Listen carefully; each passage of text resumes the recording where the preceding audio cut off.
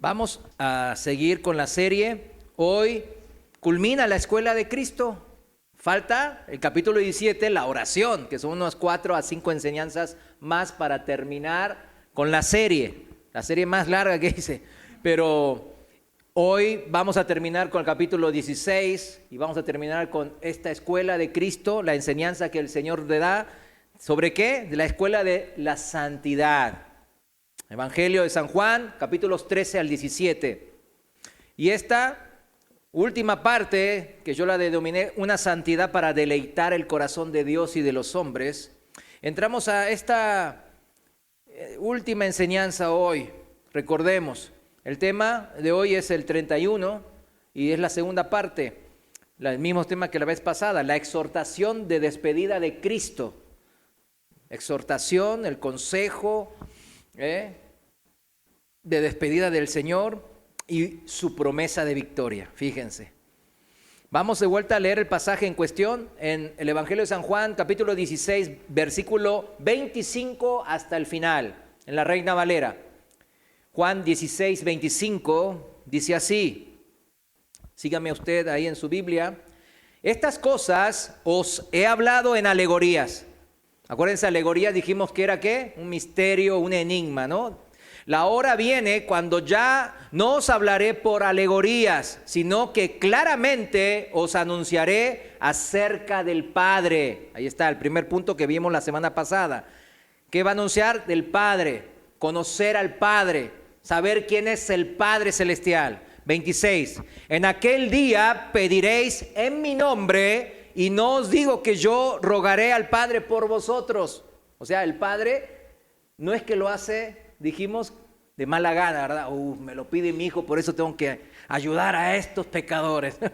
No, lo hace porque nos ama. Ese es el tema, la cuestión. 27. Pues el Padre mismo os ama porque vosotros me habéis amado y habéis creído que yo salí de Dios. Salí del Padre y he venido al mundo. Otra vez, dejo el mundo y voy al Padre. Esta es una cuestión importante que hoy veremos, ¿no? Deja el mundo, pues porque hay otro lugar a donde ir, ¿verdad? Esa es la clave, ¿no? Para que lo tengan ahí en la memoria. 29. Le dijeron sus discípulos, he aquí ahora hablas claramente y ninguna alegoría dices. Ahora entendemos que sabes todas las cosas y no necesitas que nadie te pregunte. Por esto creemos que has salido de Dios. Jesús le respondió, ¿ahora creéis? He aquí la hora viene y ha venido ya, en que seréis esparcidos cada uno por su lado y me dejaréis solo, mas no estoy solo, porque el Padre está conmigo. Estas cosas os he hablado para que en mí tengáis paz. En el mundo tendréis aflicción, pero confiad, yo he vencido al mundo. Amén. Qué palabras hermosas, ¿verdad? ¿Qué mejor manera de terminar una enseñanza, una escuela, ¿verdad? Como mencionamos el miércoles pasado en la última lección del Señor, fue dedicada a un resumen ante sus discípulos para que ellos asimilen y recuerden todo lo aprendido durante esos 3 años y medio. En lo que se refiere a gran parte de los detalles de esos 3 años y tantito que estuvieron los discípulos con el Señor, pues luego iba a venir el Espíritu Santo, ¿verdad? A explicarle con lujo de detalles seguramente, a recordarles para que ellos, inspirados por el Espíritu Santo, escribieran los evangelios y predicaran la palabra con valor.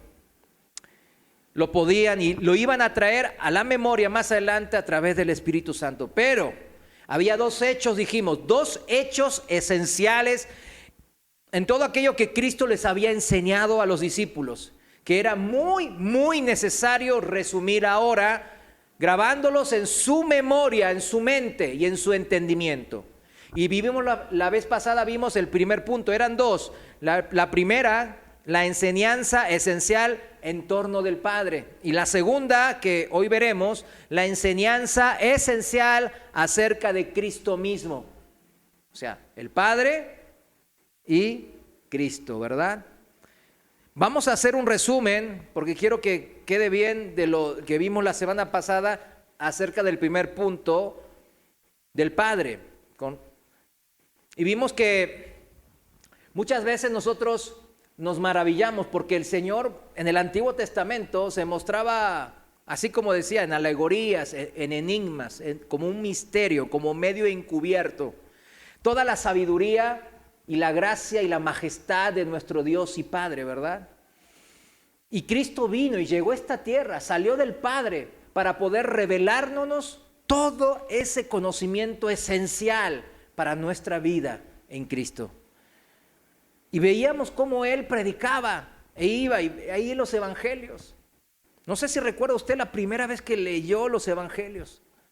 Cómo nos entraba tantas verdades que decía Cristo. Y el Señor revelaba acerca de su relación con el Padre primeramente. En una manera, dijimos como aquí, enigmática, alegórica, pero también progresiva. Lo hizo así para no abrumar y confundir a sus discípulos. Todavía ellos no tenían la capacidad de comprensión de la divinidad y de todo lo que abarcaría ser Dios, la Trinidad, el Dios Padre, el Dios Hijo, el Espíritu Santo. Permitió primero Él poco a poco que su heraldo, Juan el Bautista, venga y empieza a señalar las cosas. Empieza a señalar lo importante que era el que venía después de Él. Que no era cualquier hombre, que Él no tenía ni derechos para poder atarle los cordones de los pies. Establecía bien claro de quién se trataba aquel hombre que iba a venir detrás de Él. Después aparecía Jesús, el Cordero de Dios, y Él se iba a manifestar, pero no se iba a presentar: yo soy el Rey, yo soy el Hijo del Dios Todopoderoso, yo vengo a esta tierra a reinar, que en parte eso va a ser por los siglos de los siglos. Pero, más sin embargo, Él en su primera venida vino a mostrarnos quién es ese Padre, quién es ese Dios único y poderoso en que hablaban todas las Escrituras a lo largo de miles de años.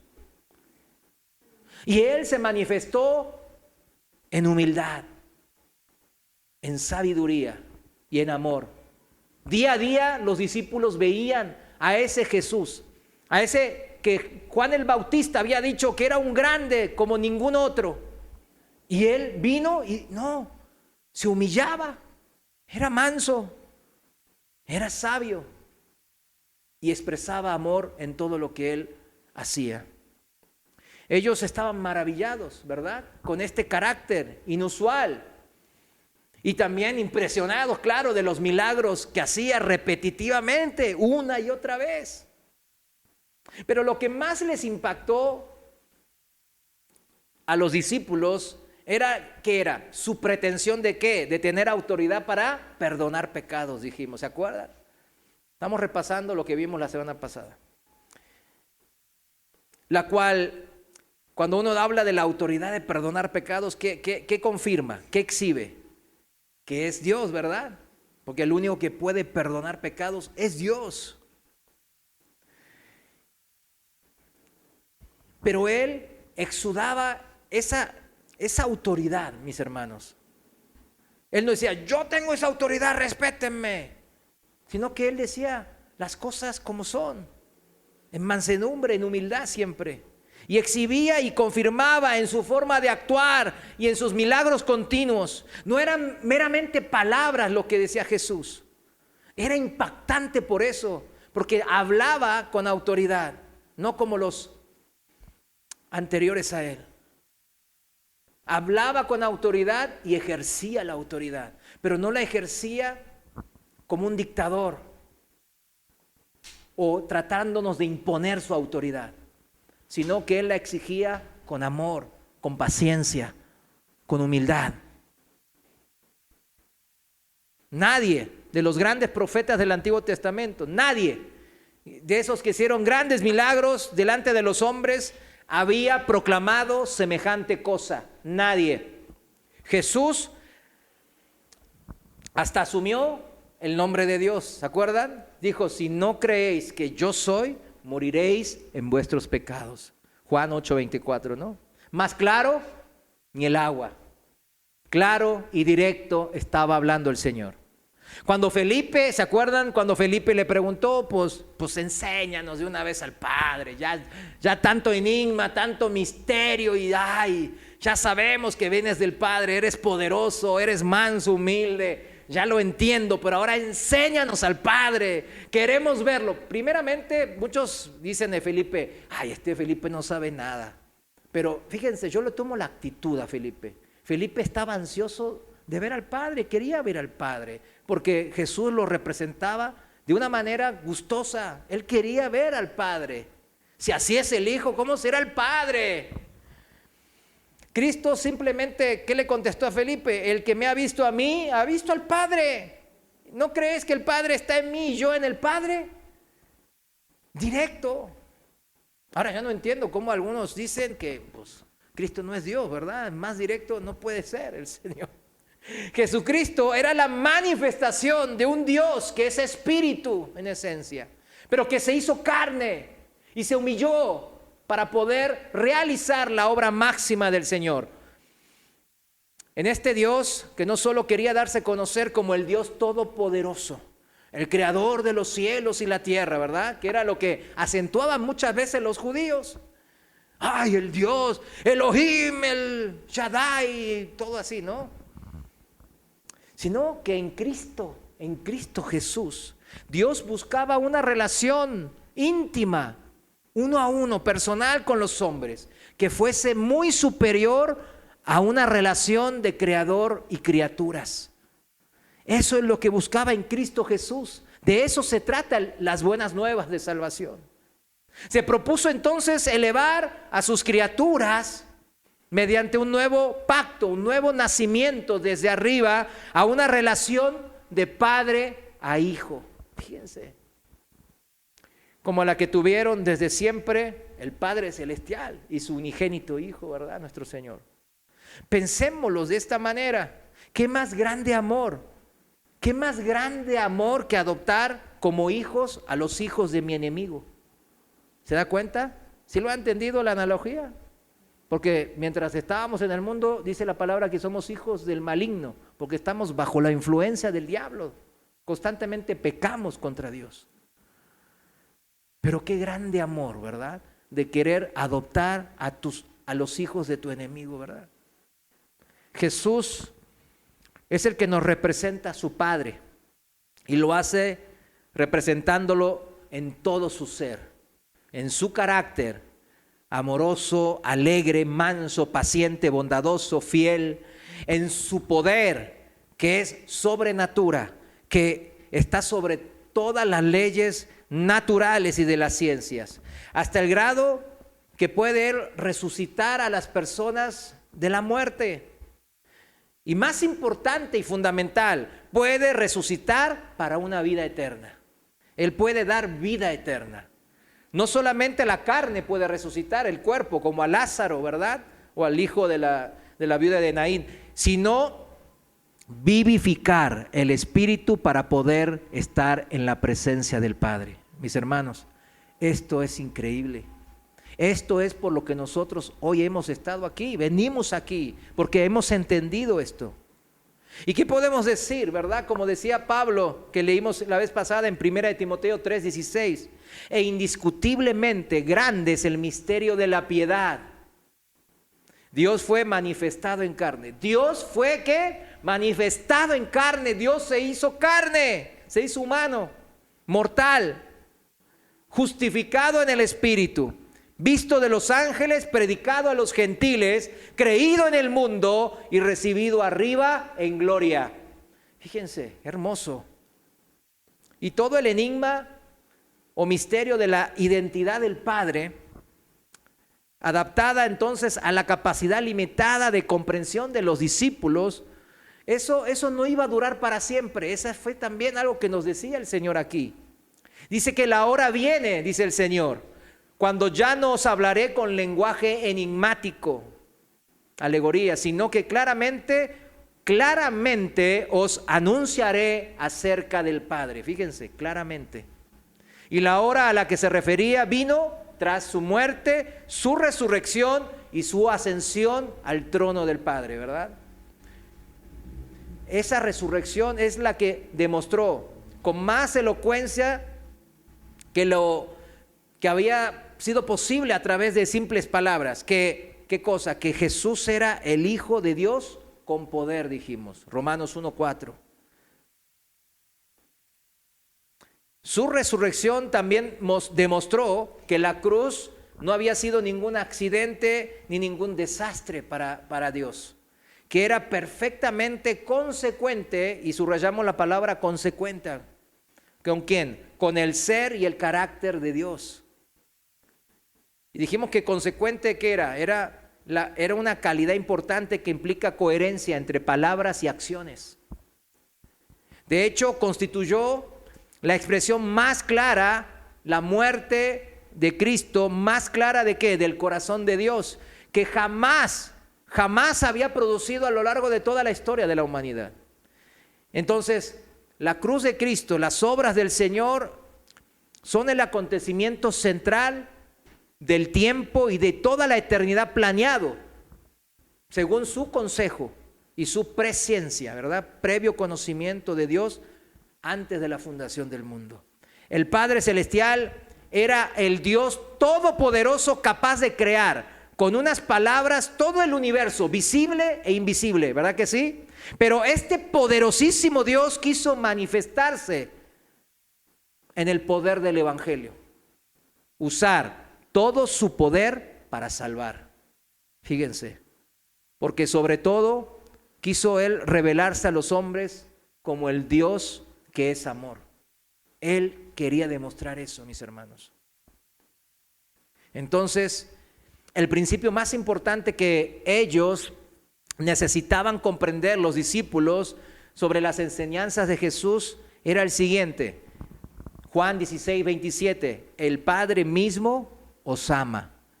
Eso es algo importantísimo, mis hermanos, que nosotros mismos también, cuando predicamos el Evangelio, les prediquemos. Yo entiendo que también cuando salimos a evangelizar o confrontamos a gente que es incrédula, pues hablamos también del infierno. Y Jesús dice que es uno de los que más habló del infierno, ¿verdad que sí? Habló mucho Él del infierno.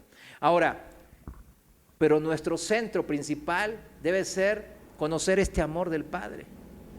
Saber que Jesús nos lo presentó diciéndolo: ustedes oren en mi nombre, pero cuidado, no vayan a pensar de que el Padre no los ama y que porque oran en mi nombre es que Él ahí como a regañadientes les cumple las oraciones. No, el Padre mismo los ama. A ustedes, pecadores, a ustedes, simples criaturas. Y esta verdad sigue siendo la cosa más importante que los discípulos de Cristo necesitamos comprender, mis hermanos. Es lo más importante. Y cuando alguien responde al amor de Dios, recibiendo, ¿verdad? Y amando a su Hijo, nuestro Señor Jesús, ¿cómo qué? Como ese regalo de Dios para poder obtener vida eterna. ¿El resultado qué es? Es un amor y una devoción hacia ese Padre que nos amó primero, que no conoce ningún límite, mis hermanos, ningún límite. Ninguna circunstancia adversa significa, ningún problema, ninguna enfermedad, ninguna situación contraria me va a poder apartar de ese amor. Eso significa lo que acabamos de decir. Eso está en Romanos 8:38. Vamos a leerlo en la traducción viviente. Mire cómo dice esta traducción. Todos conocemos cómo dice en la Reina Valera, pero fíjense cómo dice en la traducción viviente. Romanos 8:38 y 39. Así dice: y estoy convencido de que nada podrá jamás separarnos del amor de Dios. Ni la muerte, ni la vida, ni ángeles, ni demonios, ni nuestros temores de hoy, ni nuestras preocupaciones de mañana. Ni siquiera los poderes del infierno pueden separarnos del amor de Dios. Ningún poder en las alturas ni en las profundidades, de hecho, nada en toda la creación podrá jamás separarnos del amor de Dios que está revelado en Cristo Jesús, nuestro Señor. ¿Vieron cómo lo entendió el apóstol Pablo? Que está revelado en Cristo Jesús. Y eso es lo que aprendimos en esta escuela de Cristo. Cristo nos reveló ese amor. Pero ¿cómo andamos nosotros a veces? Pues hay que decir la verdad, ¿no? Hasta me chocaron el carro. Ay, pérdida total, no, me hicieron un rayón. Ay, yo ya no sé por qué soy cristiano, el Señor no me protege. Me robaron la cartera. Me robaron el celular. Me enfermé, perdí mi trabajo. Mis hijos me odian, yo qué sé. Y ahí andamos renegando, ¿verdad? De Dios.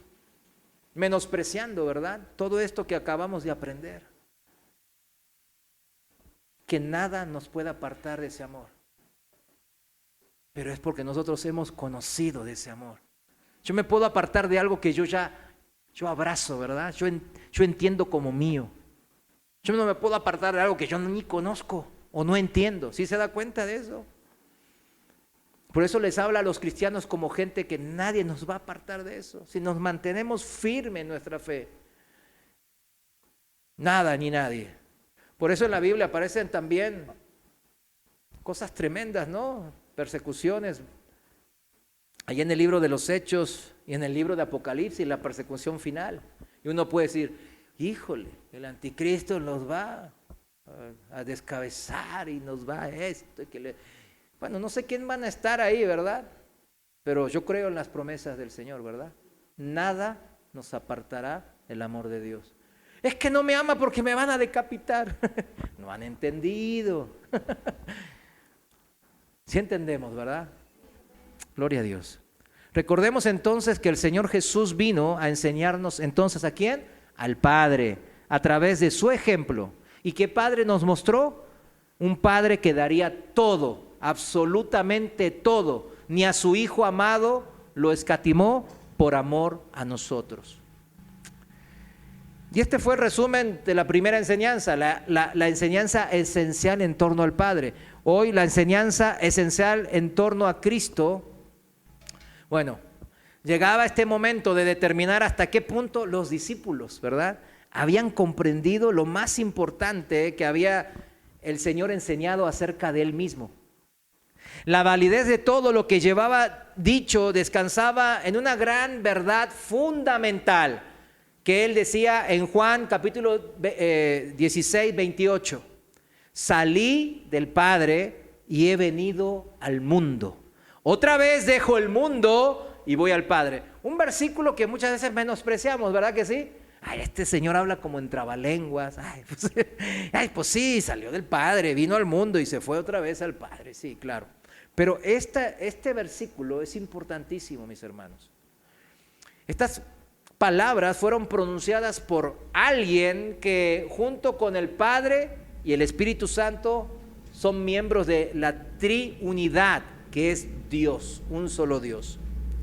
Ningún profeta del Antiguo Testamento, siquiera el más grande de ellos, jamás había dicho nada parecido. Fíjense, Elías, el cual Dios se lo había llevado, ¿cómo? ¿Elías vio la muerte? No, él no vio la muerte física. Dios se lo había llevado a su presencia en un torbellino como de fuego, dice. Elías se había referido a Dios como Jehová, el Dios de Israel, en cuya presencia estoy. Fíjense, así se refería uno de los más grandes profetas. El ángel Gabriel dijo, yo soy Gabriel, que estoy delante de Dios. ¿Se dan cuenta? Tanto Elías, los profetas o los ángeles, ¿cómo hablaban? Estamos delante del Señor, ¿verdad? Ningún profeta ni ningún ángel podría decir, yo salí del Padre y dejo el mundo para volver al Padre. ¿Se dan cuenta la gran diferencia? Esto fue entonces lo que los apóstoles y todas las generaciones posteriores de cristianos tendrían que comprender y creer, en lo que tendrían que mantenerse firmes mientras salían para testificar de Cristo en medio de muchas presiones, de hasta persecuciones que se tendrían que enfrentar en este mundo.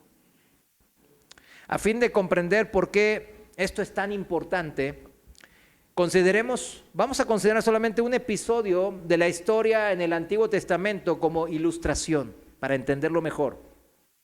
En el libro de Génesis, capítulo 15, si usted recuerda, nos dice que el Señor Dios llamó al patriarca Abraham, ¿recuerda?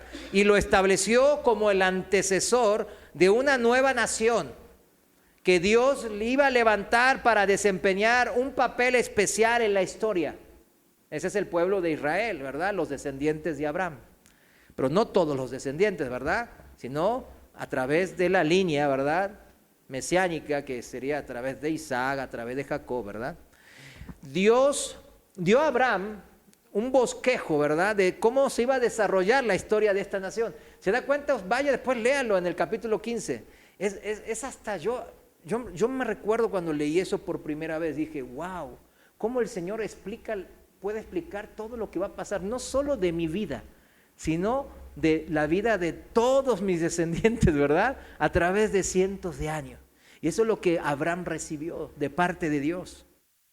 Que sus descendientes llegaría un día que iba a ser una gran nación, Israel, ¿verdad? Que saldrían de Canaán, porque Abraham ¿en dónde vivía? Vivía como extranjero, ¿en dónde? En Canaán, en la tierra de Canaán. Y sus descendientes iban a emigrar a Egipto. Pero los egipcios iban a oprimir a los israelitas y Dios mismo intervendría para liberarlos y sacarlos de Egipto para llevarlos a la tierra prometida en Canaán. Y así fue, ¿verdad? Eso está en el libro de Éxodos capítulos 1 al capítulo 12. Yo no sé, yo me imagino a Abraham, ¿verdad? Escuchando eso y diciendo, ¿qué onda? Pero en lo que nos tenemos que fijar es en lo siguiente.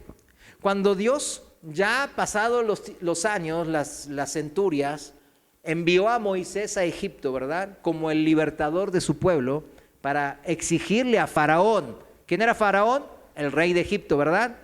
Para que Faraón dejase en libertad al pueblo de Dios. Moisés expuso los motivos de ello en la siguiente manera. Vamos a parafrasear un poco a Moisés, ¿no? Imagínense Moisés hablando con el faraón. Dice, hace mucho tiempo, faraón, antes de que este pueblo viniese aquí a tu nación Egipto, Dios hizo un pacto con mis antepasados y les reveló a ellos sus propósitos. El pueblo, sus descendientes, vendrían a Egipto y vivirían aquí durante un tiempo. Sin embargo, su estancia no sería permanente. Dios tenía un futuro para ellos lejos de Egipto, en la tierra que Dios había prometido a sus antepasados que les iba a dar. Ha llegado, por tanto, el día de su liberación de Egipto. Faraón, deja ir al pueblo. Esa era la manera que, más o menos parafraseando, ¿no?, Moisés se habría presentado. Y la respuesta de Faraón, pues él se rió de Moisés, seguro. Él se rió porque él no hizo caso, o caso omiso, ¿verdad? Para comenzar, no reconoció al Dios de Moisés. Despreció como leyendas insignificantes esa idea de que esa nación tuviese un pasado en el cual Dios les hubiese revelado sus propósitos a sus antepasados. También Faraón rechazó la idea de que la nación de Israel tuviese un futuro que no fuese en Egipto. ¿Se dan cuenta? No los quería dejar salir ni aunque recibiera tantas plagas. ¿Se acuerdan las plagas de Egipto? En lo que se refería a su creencia de que existía una tierra prometida a la cual Dios los llevaría un día, para Faraón no fue más que un cuento de hadas, el cual los oficiales de Faraón, de los campos de trabajo forzados, no tardarían con el látigo, ¿verdad?, de darles, ¿qué?, sacarles eso de la cabeza, ¿no? Ah, sí, tienes un futuro, ay, bien, que mucho que Dios te habla y tómale, les daban, ¿no? Y les daban y les daban. Imagínense al israelita. Ay, sí, Señor, pues si tú estás con nosotros, ¿por qué este pueblo pagano, que tiene dioses paganos, mentirosos, falsos, ellos nos dominan? En cuanto a los propios israelitas, uno podría pensar, ¿no?, de esas aflicciones. Y también ellos dirían, Pues Egipto es el único mundo que para ellos existía, ¿verdad que sí? No conocían de Canaán, que Abraham, sí, conocían las historias, que Abraham y los patriarcas. Pero ellos, los que estaban ahí en Egipto, lo único que conocían era ¿qué? Egipto. La vida jamás sería otra cosa sino trabajar, comer, dormir y la muerte al final. Por tanto, a fin de liberar a los israelitas, primero Dios tendría que destruir el poder de Faraón. ¿Se da cuenta? Pero antes incluso de hacer eso, tendría que ¿qué? Hacer creer a los israelitas que Moisés era verdaderamente alguien que Dios había enviado, ¿para qué? A Egipto, para llevarlos a la tierra prometida. Más allá de Egipto, en una realidad que ellos sí creían, Moisés los llevaría a esa realidad, que era la tierra prometida. Bueno, ya explicado así esta antigua historia del Antiguo Testamento, usted ya habrá entendido la analogía, creo, ¿no? Esta antigua historia se ha convertido en una parábola para todo creyente, para todo creyente. Satanás, el príncipe de este mundo, ha convertido a millones de seres humanos en este mundo ¿en qué? Pues en lo que los israelitas estaban batallando, pensando que Egipto es todo. Egipto es todo. También les había convencido de que nunca ha habido un propósito divino detrás del universo. ¿Se da cuenta? Puesto que no hay Dios, ni nunca lo ha habido. Les convenció Satanás, además de que todo aquello del paraíso, de una tierra prometida, del cielo, ¿verdad? Era pura fantasía, un cuento de hadas. Y el enemigo también ha convencido, y a millones ha convencido que no conocen suficientemente la verdadera ciencia, ¿verdad? Y ni siquiera la filosofía, porque la filosofía al fin y al cabo la filosofía es como una ciencia social, vamos a llamarlo así, que busca establecer de manera racional los principios más generales que nos orienten a un conocimiento de la realidad que vivimos. Eso es la filosofía, resumido, ¿no?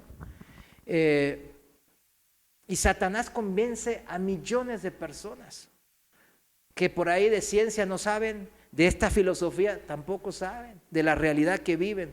¿Para qué? Para que se den cuenta de que todo esto se trata de una mentira, dice.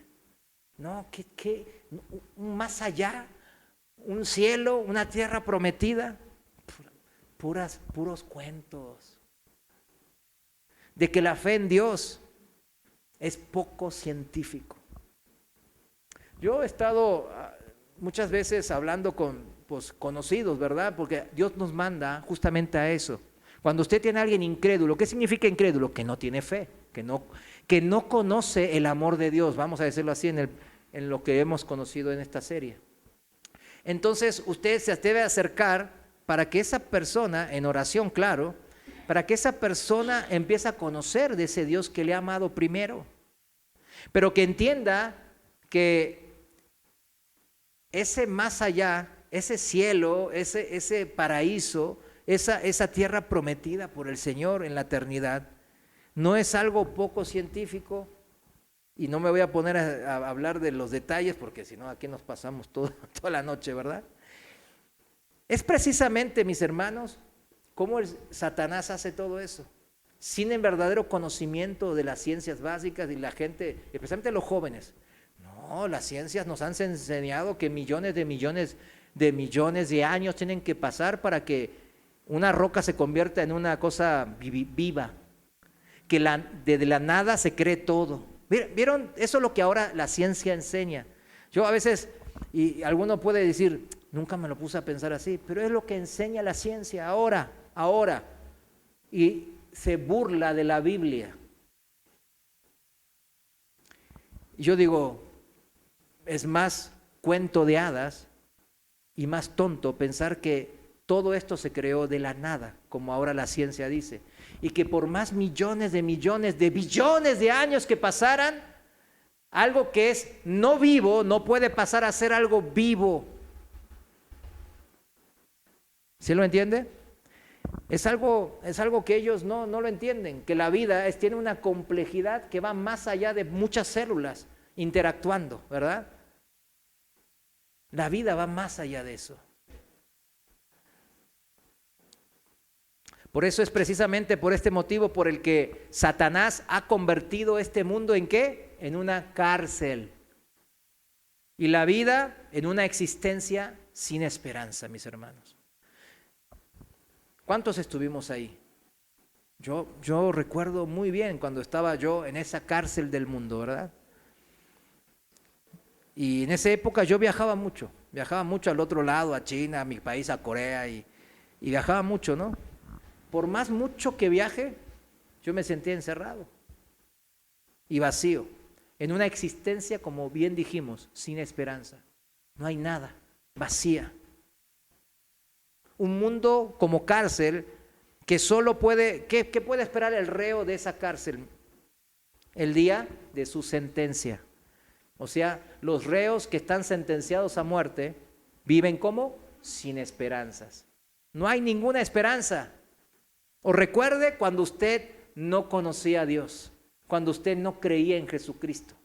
Recuerde, ¿qué esperanza usted tenía en todo esto? Nada, vacío. Y por eso los vicios nos ganaban, porque queríamos hacer esta estancia en la cárcel un poquito más llevadera, ¿verdad? Y nos metíamos en un sinnúmero de vicios. Pero a fin de liberar a la humanidad de esta esclavitud miserable, Dios envió a su Hijo, nuestro Señor Jesús, a este mundo. Sin embargo, si alguna vez vamos a poder recuperar nuestra libertad, hay una realidad por encima de todo lo demás que debemos nosotros de comprender y creer. Y no se trata únicamente de las enseñanzas éticas de Cristo, porque muchas iglesias se ponen, y la otra vez estaba con mi esposa, ¿verdad? Porque hay una iglesia, no las voy a nombrar porque no es así, pero en donde algunos hermanos están ahí siendo engañados. Y es tan fácil como ir a la página de ellos y ver por qué son iglesia. Y decía, para socializar, hacer amigos. ¿Usted cree que la iglesia está para socializar? Para vivir una vida moralmente bien, decía algo así también. Suena bien, ¿verdad? Suena bien. Y es parte de la vida en Cristo, ¿sí o no? Amén.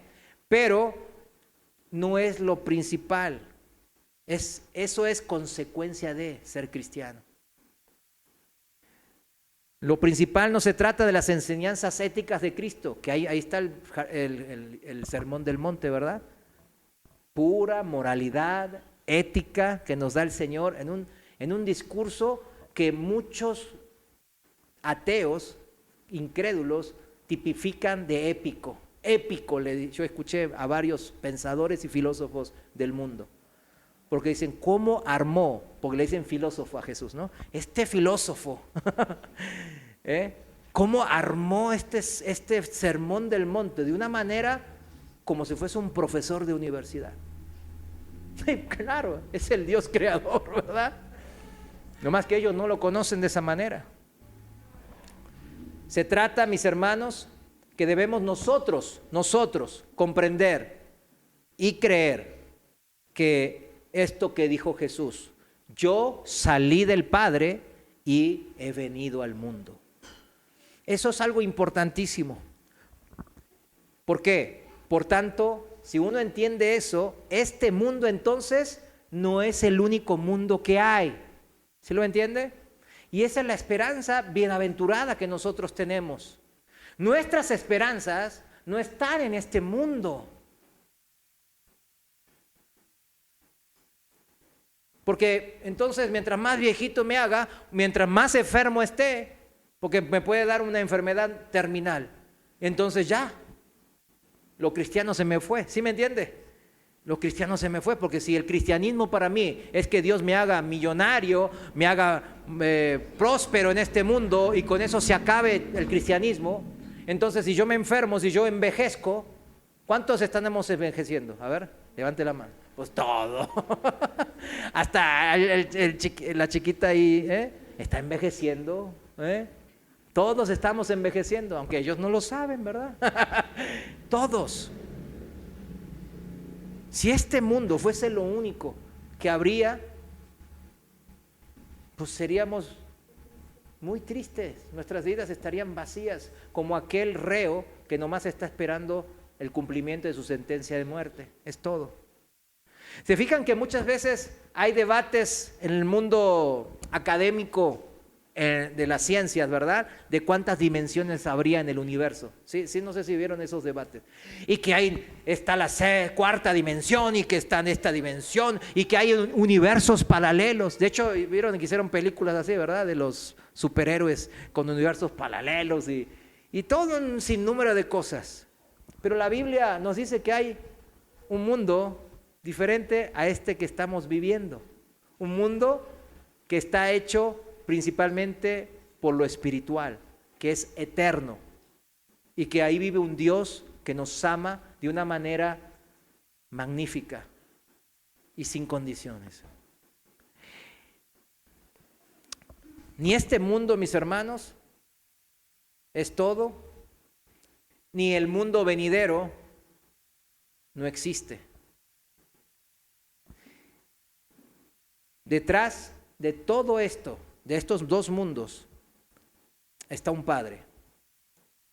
Y el Señor nos dice, otra vez, fíjense cómo dice el Señor, otra vez, dejo este mundo y voy al Padre. Por tanto, este mundo tampoco es el final, hay vida más allá de este mundo. Y por tanto tenemos la misma esperanza que el Señor nos está mostrando aquí. Puesto que esta es la verdad, mis hermanos, entonces la mentira de Satanás queda al descubierto, ¿sí o no? Y para todos los que amamos al Señor, el poder de Satanás para convertir este mundo en una cárcel queda totalmente desvirtuado. No hay sustancia a su mentira, ningún soporte. Queda totalmente desvirtuado, rechazado. Ay, pero hermano, pues están todos los científicos y son mayoría, y que dice que el mundo se creó así, que no hay un Dios. Cristo nos desafía como le desafió a sus discípulos aquella vez que estamos hablando hace 2000 años. Estos discípulos, cuando Jesús les dijo, yo vengo de otro mundo, ¿verdad? Donde está el Padre, ¿verdad? Ahora estoy aquí y voy a regresar a ese mundo. ¿Creyeron esto los discípulos? Sí, lo creyeron. Que volvía al Padre, que había un mundo eternal, más allá de lo que se podía tocar, ver, o sea, en nuestros 5 sentidos podíamos entender. Ellos dijeron que sí, los discípulos. De hecho, afirmaron que finalmente Cristo había hablado con claridad. Lo acabamos de leer en el pasaje principal. Comprendieron que Él, Cristo, sabía todas las cosas, ¿entienden? Y que no era preciso que nadie le pidiese más explicaciones, porque era Dios. Por esto creemos que ha salido del Padre, dijeron los discípulos. No hay duda de que hablaron sinceramente los discípulos. No obstante, una cosa es decir que hemos comprendido, que has comprendido a la perfección lo que se te enseñó, y otra cosa muy distinta es demostrar que es así en el momento de enfrentarse con una prueba. ¿Sí entienden? Con gran misericordia, el Señor pone en duda esa excesiva confianza de los discípulos en ellos mismos, ¿verdad?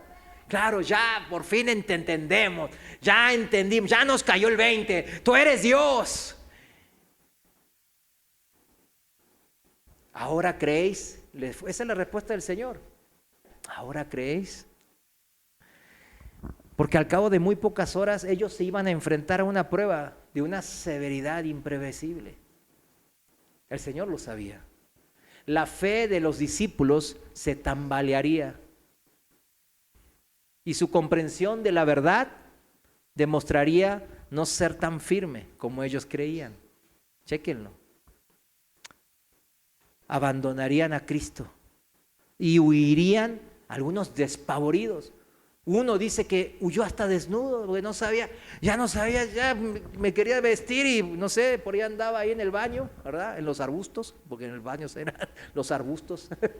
Y no, ya vio que se puso la cosa de color hormiga. Dijo, no, yo de aquí no soy. Y todos huirían para proteger esa vida temporal y sus intereses en este mundo. ¿Se echaría todo a perder entonces? En absoluto. Esa es la buena noticia. Había una promesa de victoria, mis hermanos, y con eso cerramos hoy. Y con eso cerramos la escuela de Cristo. A solas, el Señor, claro, con la presencia únicamente del Padre, Cristo afrontaría todo lo que el mundo y su príncipe podrían hacerle, ¿verdad? Él iba a afrontarlo hasta la tortura y hasta la muerte. ¿Y qué haría? Y triunfaría. Él iba a triunfar sobre la cruz. Por eso él dice, pero confiad. Cuando los discípulos están a punto de perder todo su coraje y huir derrotados, él dice, confiad.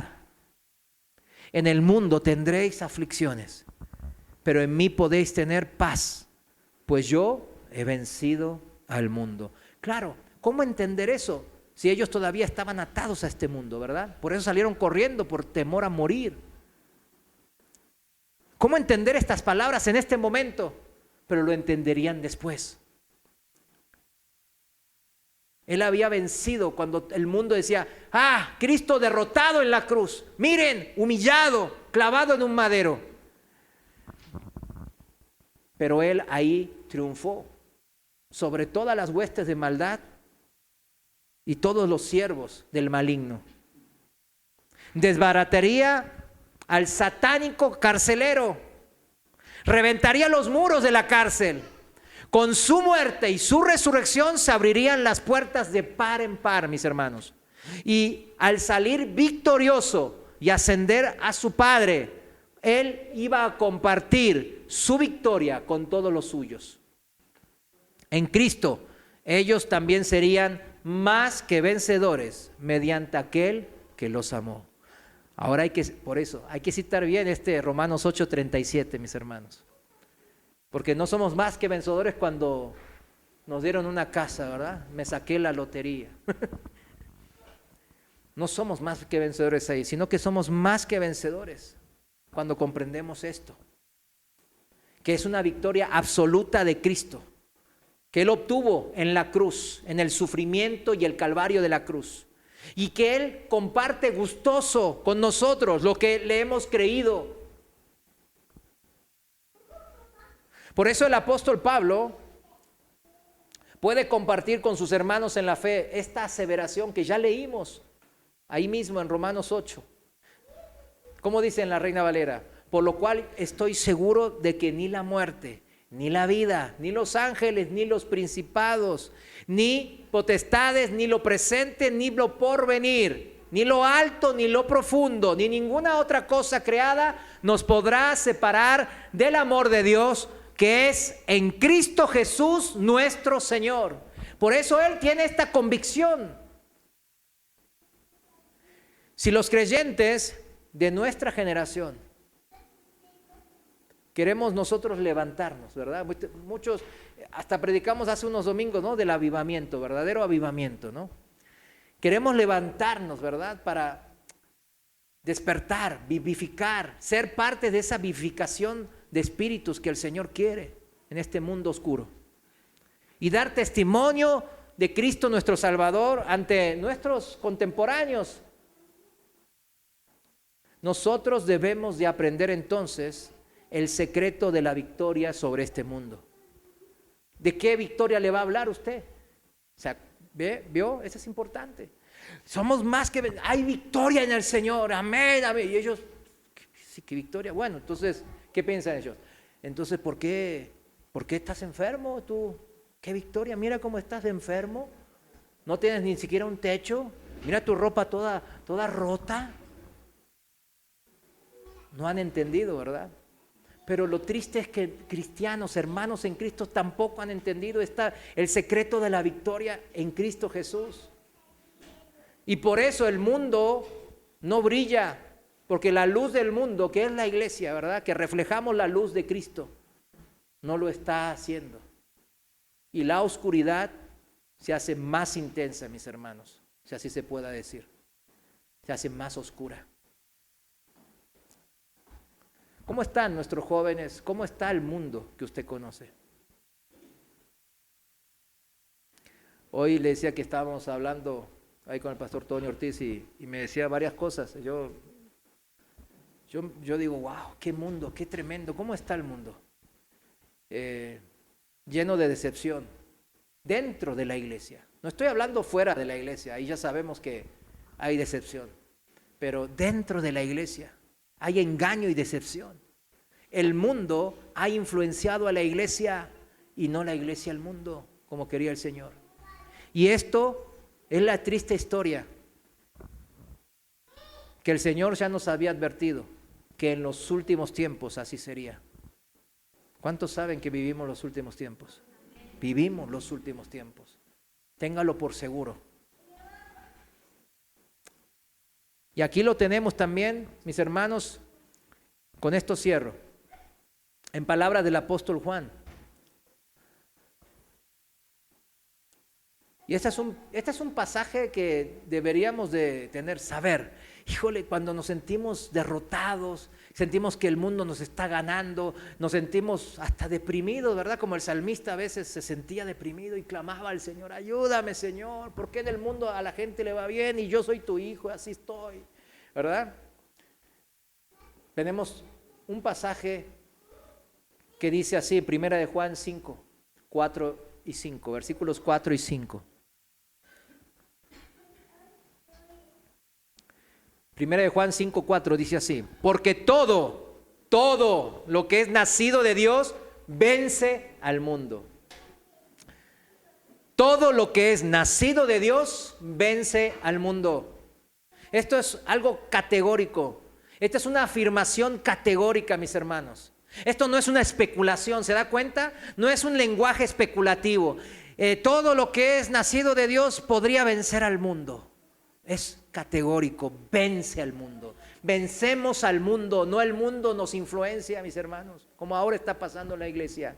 Nosotros tenemos la capacidad de vencer al mundo porque tenemos a alguien poderoso morando en nosotros, mis hermanos. Pero debemos de entender que sujetándonos a ese ser poderoso que es Dios mismo, ¿verdad? Es como podemos vencer. No haciéndola a la brava, ¿verdad? A la de llanero solitario, pues yo le hago, yo le muevo, porque así como nos ha ido, no nos ha ido bien, ¿verdad? Nos ha ido requete mal, ¿verdad? Todo lo que es nacido de Dios vence al mundo, y esta es la victoria que ha vencido al mundo, que es nuestra fe. Nuestra fe. ¿Y quién es el que vence al mundo? Sino el que cree que Jesús es el Hijo de Dios. ¿Vieron cómo ata la identidad de Cristo con la de Dios? El punto 1 y el punto 2. Porque es un solo Dios. Y a esa unidad el Señor nos ha invitado. ¿Cuántos les dan gracias? Póngase de pie. Vamos a adorar al Señor en una oración. Señor, te damos gracias porque a veces es inconcebible en nuestra pequeña mente todo esto que nos has ofrecido. Todas estas promesas, Señor, y tu amor tan grande que nos has ofrecido, a veces no lo entendemos, Señor. A veces no lo ponemos en su lugar debido. Perdónanos por nuestra ignorancia. Perdónanos por menospreciar a veces tu sangre derramada en la cruz. Señor, sabemos que por nuestra fe tú nos haces espíritus vivos. Sabemos que ahora en este nuevo nacimiento por nuestra fe somos hijos tuyos, y un hijo tuyo vence al mundo. Ya es victorioso porque tú ya has ganado por nosotros. Ayúdanos, Padre, a recordarlo Y que no ser como aquellos discípulos en aquella noche en el jardín de Getsemaní, que a la primera de cambios se fueron a proteger sus intereses, a salvar su vida. Huyeron despavoridos en temor. Ayúdanos, Señor. Porque tiempos malos vienen, Padre, y ya han llegado. Ayúdanos a fortalecernos en tus enseñanzas, Señor. A mantenernos en esta santidad pura y digna de ti, Señor. Ayúdanos a seguir venciendo al mundo en cada una de nuestras vidas, de estas almas que te anhelan. Padre, te bendecimos por esta victoria que ya nos has dado. Ayúdanos a vivir en esta victoria, en el nombre de nuestro amado Señor Jesús. Amén. Amén. Vamos a darle un fuerte aplauso al Señor. Él ha ganado la victoria por nosotros.